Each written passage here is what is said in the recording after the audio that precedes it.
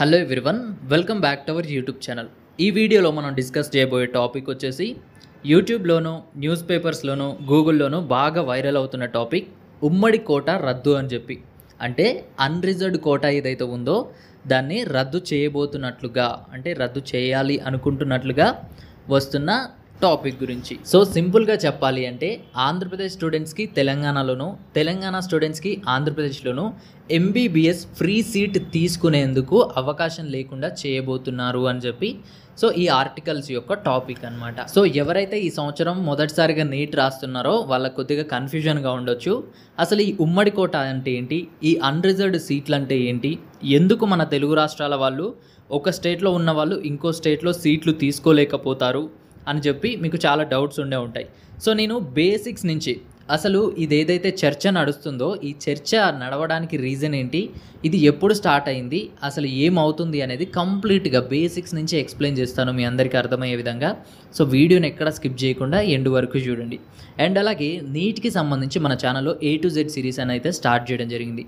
ఆ సిరీస్ యొక్క ముఖ్య ఉద్దేశం ఏంటి అంటే నీట్ కౌన్సిలింగ్ గురించి ప్రతి ఒక్క student and parent zero knowledge ఉన్నా సరే సో మొత్తం కూడా తెలుసుకునే విధంగా మనం ఆ A to Z సిరీస్లో డే బై డే వీడియోస్ అయితే అప్లోడ్ చేయడం జరుగుతుంది.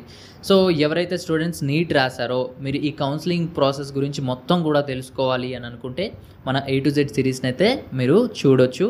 డిస్క్రిప్షన్లో అండ్ కామెంట్ సెక్షన్లో లింక్ ఇస్తాను. ఆ వీడియోస్ చూసినట్లయితే నీట్ కౌన్సిలింగ్ ప్రాసెస్ పైన మీకు కంప్లీట్ అవగాహన వస్తుంది. అండ్ అలాగే మన ఛానల్కి సంబంధించి టెలిగ్రామ్, వాట్సాప్ గ్రూప్స్ లింక్స్ కూడా కామెంట్ సెక్షన్లో, డిస్క్రిప్షన్లో ఉంటాయి. అక్కడ నుంచి మీరు జాయిన్ అయినట్లయితే లేటెస్ట్ అప్డేట్స్ పొందొచ్చు. సో ఇక వీడియో టాపిక్ స్టార్ట్ చేసినట్లయితే ఒక రాష్ట్రంలో ఉన్న ఫ్రీ సీట్స్ ఏవైతే ఉన్నాయో ఆ సీట్స్కి పక్క రాష్ట్రం స్టూడెంట్స్ అయితే ఎలిజిబుల్ అవ్వరు. అంటే ఆ రాష్ట్రంలో ఉన్న ఫ్రీ సీట్స్ ఏవైతే ఉన్నాయో ఆ రాష్ట్రంలో ఉన్న లోకల్ స్టూడెంట్స్కే ఫిల్ చేయాలి. వేరే రాష్ట్రం స్టూడెంట్స్ అయితే వచ్చి అడ్మిషన్ తీసుకోవడానికి ఎలిజిబిలిటీ ఉండదు. ఇదైతే నార్మల్గా అన్ని స్టేట్స్కి ఉండే రూల్స్. అంటే మన తెలంగాణ స్టేట్లోకి వచ్చి కర్ణాటక వాళ్ళు ఫ్రీ సీట్లలో జాయిన్ అవ్వలేరు, కర్ణాటకకి వెళ్ళి మన తెలుగు స్టూడెంట్స్ ఫ్రీ సీట్లో జాయిన్ అవ్వలేరు. సో ఇలా వేరే స్టేట్స్కి అయితే వెళ్ళి జాయిన్ అవ్వలేరు. బట్ మన తెలంగాణ స్టూడెంట్స్ ఆంధ్రప్రదేశ్లోను, ఆంధ్రప్రదేశ్ స్టూడెంట్స్ తెలంగాణలోనూ ఇప్పటి వరకు జాయిన్ అవుతూ వచ్చారు. అంటే ఈ ఫ్రీ సీట్స్లో కూడా మన రెండు తెలుగు రాష్ట్రాల వాళ్ళు జాయిన్ అవుతూ వచ్చారు. సో అలా జాయిన్ అవ్వడానికి గల రీజన్స్ ఏంటి అంటే 2014 జూన్ 2 వరకు కూడాను మన తెలంగాణ అండ్ ఆంధ్రప్రదేశ్ రెండు ఒకే రాష్ట్రంగా ఉండేది. అప్పటి వరకు కూడా విడిపోలేదు.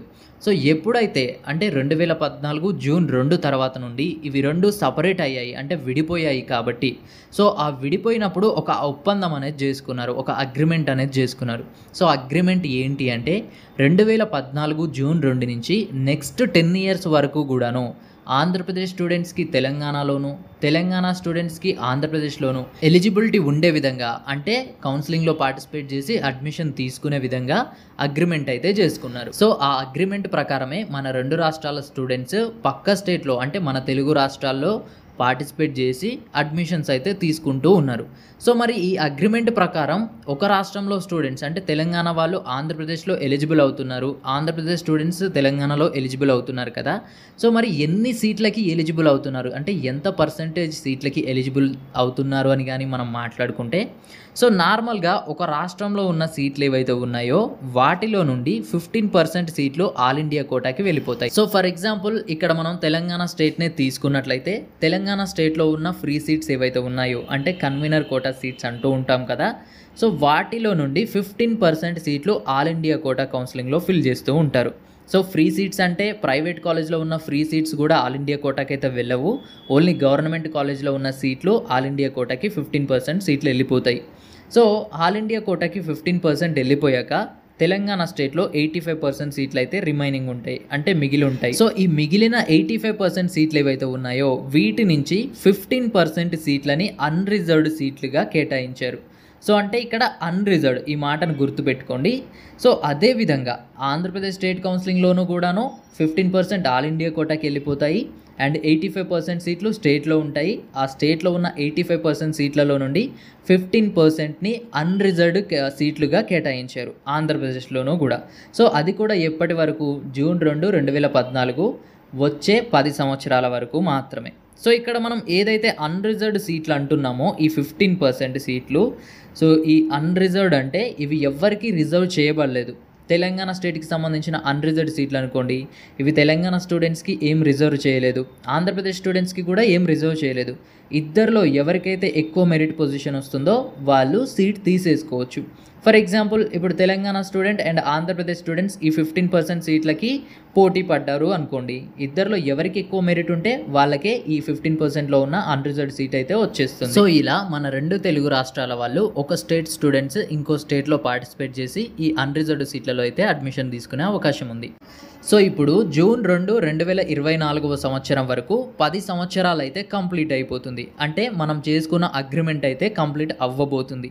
అయితే దీనికి సంబంధించి యూనివర్సిటీ వాళ్ళు ఎవరైతే ఉన్నారో, ఈ కౌన్సిలింగ్ జరిపే యూనివర్సిటీ వాళ్ళు, వీళ్ళు ప్రభుత్వానికి అయితే ఒక లెటర్ రాసినట్టుగా మనకు తెలుస్తుంది. ఎలా అంటే మనం ఈ ఉమ్మడి కోట ఏదైతే ఉందో, అంటే ఈ నాన్ లోకల్ రిజర్వేషన్ 15% ఏదైతే ఉందో, అంటే దీన్నే మనం అన్రిజర్వ్డ్ సీట్స్ అంటున్నాం కదా, ఇదైతే ఉందో దీన్ని రద్దు చేద్దాము అని చెప్పి ఒక ప్రపోజల్ పెట్టినట్లయితే మనకి ఇన్ఫర్మేషన్ ఉంది. సో ఈ విధంగా రద్దు చేసినట్లయితే కనుక తెలంగాణ స్టేట్ కౌన్సిలింగ్కి సంబంధించి 15% అన్రిజర్వ్డ్ సీట్లు, అంటే దాదాపుగా 290 సీట్లు అయితే ఉన్నాయి. సో దాంట్లో ఆంధ్రప్రదేశ్ స్టూడెంట్స్ 200 సీట్లు అయితే తీసుకుంటున్నారు. ఎందుకంటే ఇద్దరిలో ఎవరికి ఎక్కువ మెరిట్ ఉంటే వాళ్ళకే సీట్ ఇస్తారు కాబట్టి 200 సీట్ల వరకు ఆంధ్రప్రదేశ్ స్టూడెంట్స్కే వెళ్తుంది. సో ఇది ఏదైతే ఉందో ఈ ఉమ్మడి కోట అని చెప్పి దీన్ని రద్దు చేసినట్లయితే కనుక ఈ 200 సీట్లు కూడా తెలంగాణ స్టూడెంట్స్కి వచ్చే అవకాశం అయితే ఉన్నట్లుగా కనిపిస్తుంది. దాన్నే మనకి న్యూస్ పేపర్లోనూ, యూట్యూబ్లోనూ, గూగుల్లోనూ ఆర్టికల్స్ అయితే వస్తుంది. ఈ న్యూస్ అయితే ఇంకా కన్ఫర్మ్ అయితే 100% అవ్వలేదు. ఒకవేళ అయితే మనకి అఫీషియల్గా గవర్నమెంట్ నుంచి జీవోస్ అయితే పాస్ చేస్తారు. అది వచ్చినప్పుడు మళ్ళీ అయితే మనం దీని గురించి మాట్లాడుకుందాం. సో ఇప్పుడు దీనిపైన ఏంటి అంటే జూన్ 2, 2024 వరకు 10 ఇయర్స్ అయితే కంప్లీట్ అయిపోతుంది. కానీ ఈ నీట్ ఎగ్జామ్ అనేది మనకి జూన్ 2, 2024 కంటే ముందే జరిగింది కదా. సో దీంట్లో ఏమైనా 2 ప్రభుత్వాలు మాట్లాడుకొని కావచ్చు, లేకపోతే 2 యూనివర్సిటీస్ మాట్లాడుకొని కావచ్చు, ఈ సంవత్సరం వరకు ఈ రిజర్వేషన్ కంటిన్యూ చేస్తారా చెయ్యరా అనేది దీనిపైన ఎవ్వరికి కూడాను క్లారిటీ అయితే లేదు. సో ఇదైతే అందరికీ ఒక డౌట్గానే ఉంది. సో ఏదైనా కానీ గవర్నమెంట్ నుంచి అఫీషియల్ న్యూస్ వచ్చాక దాని గురించి అయితే మళ్ళీ అప్డేట్ చేస్తాము. సో ఇప్పటి వరకు అయితే ఇలా రద్దు చేయాలి అని అనుకుంటున్నారు అన్న ఇన్ఫర్మేషన్ మాత్రమే ఉంది.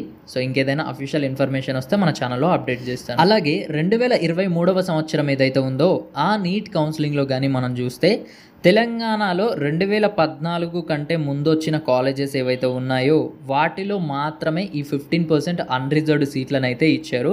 అండ్ ఆ తర్వాత వచ్చిన కాలేజెస్లో ఈ రిజర్వేషన్ అనేది తీసేశారనమాట. అండ్ ఆంధ్రప్రదేశ్ స్టేట్లో కానీ చూసుకుంటే 2014 సంవత్సరం ముందున్న కాలేజెస్ అండ్ ఆ కాలేజెస్లో కూడా ఎన్ని సీట్స్ ఉన్నాయో అన్ని సీట్స్ వరకే మనకి ఈ 15% రిజర్వేషన్ కోటా అయితే ఇచ్చారు. 2014 తర్వాత పెరిగిన కాలేజెస్లో కానీ సీట్లలో కానీ ఈ నాన్ లోకల్ అంటే ఈ అన్రిజర్వ్డ్ సీట్లు ఏవైతే ఉన్నాయో వాటికి రిజర్వేషన్ అయితే ఇవ్వలేదు. ఇది కేవలం 2023 సంవత్సరంలో జరిగింది. సో మరి ఈ 2024 సంవత్సరం కౌన్సిలింగ్లో ఏం జరుగుతుంది అనేది ఫైనల్గా అఫీషియల్ జీవో వచ్చాక మళ్ళీ మన ఛానల్లో అయితే అప్డేట్ చేయడం జరుగుతుంది. సో ఇకపోతే మన ఛానల్ తరపున ప్రతి సంవత్సరం లాగానే మెంటర్షిప్ ప్రోగ్రామ్ అనేది స్టార్ట్ చేయడం జరిగింది. సో ప్రతి స్టూడెంట్ ఎఫోర్డ్ చేసే విధంగా కేవలం 699 రూపీస్కే ఈ మెంటర్షిప్ ప్రోగ్రామ్ అనేది స్టార్ట్ చేశాము.